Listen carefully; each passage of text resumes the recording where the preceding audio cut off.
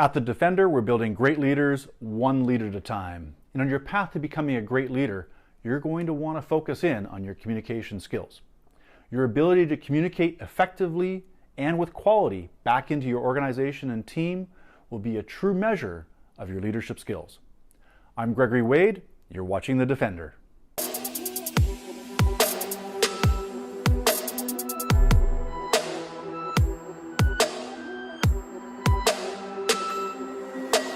With employee engagement levels within the Western world at an all-time low, it's critical as a leader or an aspirational leader to ensure that you're focusing in on your communication skills. Now, one of the most important aspects for a leader is to ensure that you're communicating with effectiveness and with quality. Now, many of you have seen my videos in the past, and you know that I'm advocating the implementation of a high-performance team environment. Now, this is critical to your communication skills. Now, why is that? Well, a high-performance team is a team of individuals with complementary skills and capabilities that come together with a common purpose, with an established set of values that they all agree to, and with a belief in the ultimate objective that the team or the organization is looking to accomplish. Within that high-performance team environment is a strong level of trust and integrity. It provides the leader and the aspirational leader with the platform and the opportunity to communicate effectively, frequently, and with quality. Now, how do you do this? Now, typically, what you've seen in the past, perhaps are sort of more representative of hierarchical or traditional organizations. Your town halls, your fireside chats, these kinds of things. Now, I would advocate that you use technology as a means of ensuring a great level of communication. Now, many of you have used Slack. If you're a Microsoft Office, you'll use Teams. I certainly do advocate using one of those platforms as a collaboration tool. They're a great way of making sure that you're communicating both what your objective is and then how everybody's aligning around that objective. It gives you as a leader the opportunity to use that platform as well to communicate.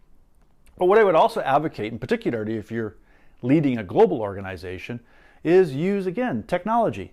Use video conferencing capabilities like Zoom to be able to communicate and broadcast your message out on a regular basis to your team, whether they are domestic or whether they are in the international theater.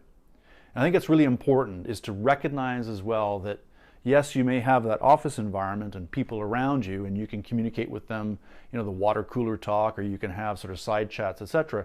But you have to make sure everyone across the entire team feels included, no matter what the time zone.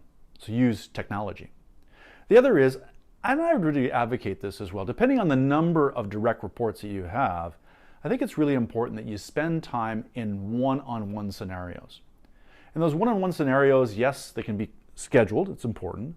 However, I think more critically is ensuring that you as a leader set the expectation that when people do come in to have those one-on-one conversations with you, that there's an actual agenda.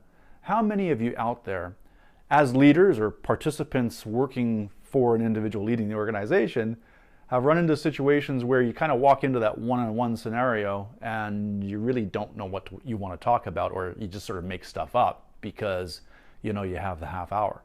So as a leader, make sure you set that expectation from day one that there's an agenda, a purpose, and an outcome for the one-on-one sessions that you have. The other is, I would also advocate, whether it's a SLT, so a senior leadership team that you're guiding and that you're supporting, or a broader team organization as well, have those regular team meetings. Now, how many meetings do we have every single day? That's important. Of course, what's important as a leader or an aspirational leader is to ensure that it is a two-way. Don't have these kinds of meetings where you are sitting in, the lead chair, the head chair, and you kind of go around the horn giving people an opportunity to give you an update. How meaningful is that? I've sat through many of those meetings, and I can tell you, not only are they boring, but they're ineffective.